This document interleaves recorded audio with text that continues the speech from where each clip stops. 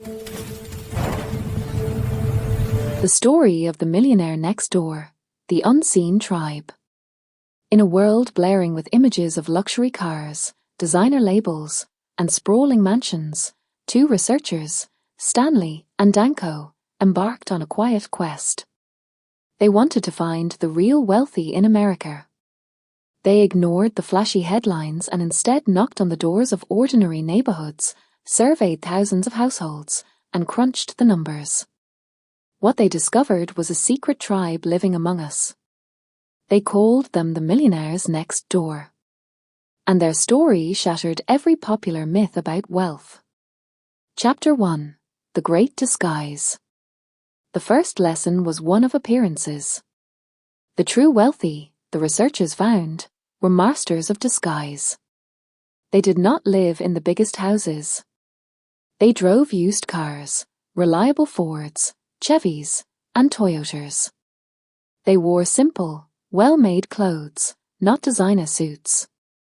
Their wealth was not worn, it was woven into the fabric of their lives, invisible to the casual observer. The man mowing his own lawn in a faded t-shirt was far more likely to have a seven-figure net worth than the executive roaring by in a leased Ferrari. Why? Other researchers asked. The answer was universal. We don't care about impressing you. We care about our freedom. Chapter 2. The Two Tribes, PAWs versus UAWs. Through their data, Stanley and Danko identified two distinct tribes living in the same society. The first tribe was the prodigious accumulators of wealth, PAWs. They were the builders, the patient gardeners. Their defining trait, they lived well below their means. They spent thoughtfully and saved aggressively. Their net worth was a fortress, built brick by brick over decades. The opposing tribe was the under-accumulators of wealth, UAWs. Often, they had high, impressive incomes. But they were consumers, not accumulators. They spent to the limits of their income, and beyond.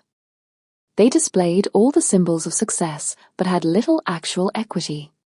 The researchers called this their big hat, no cattle syndrome. Chapter 3. The Secret Rituals, the Seven Traits. What rituals made a PAW? The researchers codified 7. 1. The ritual of invisibility. They rejected status spending. A PAW's self-worth came from financial independence, not social approval. 2. The ritual of allocation.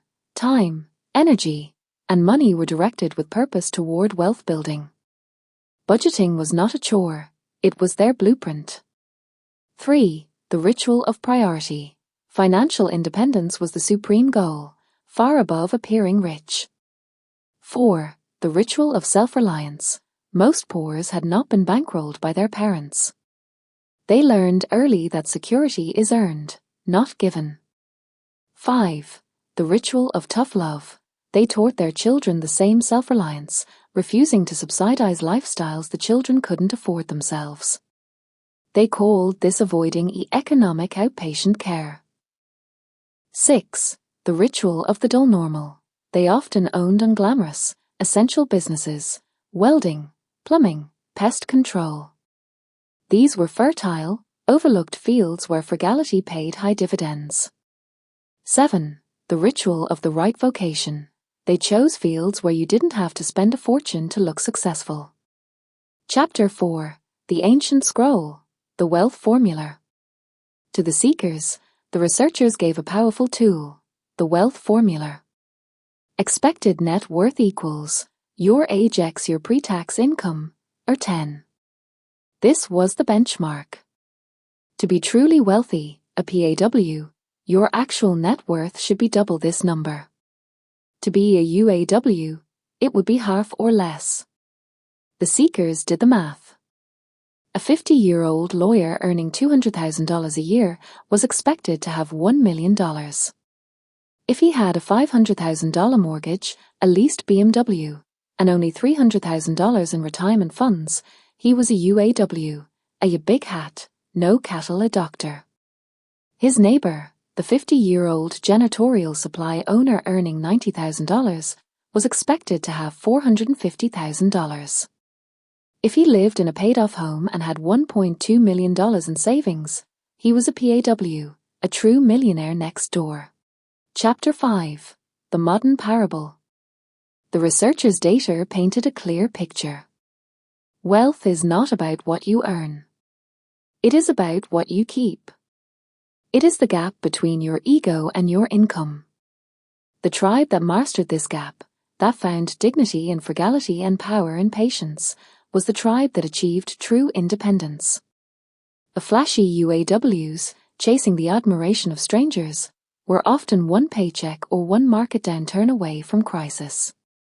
The invisible PAWs, answerable to no one, slept soundly. The moral of the story. The Millionaire Next Door is a sociological fable that recalibrates your understanding of success. Critics might say its data is old or that it undervalues the lives of high earners in expensive cities. But its core truth is timeless and liberating. Wealth is a behavior, not a birthright or a salary. This story is for the person tired of the exhausting race to appear successful. It is for the parent wondering how to raise self-sufficient children. It is for the young professional deciding what habits to build. It gives you permission to ignore the noise, to buy the used car, to live in the modest house, and to find deep pride in the growing quiet number on your balance sheet. It reveals that the most powerful tribe isn't the one with the loudest cymbals, but the one with the deepest roots and the greatest freedom. The millionaire isn't on a billboard. They're right next door, quietly living a life of unadvertised abundance.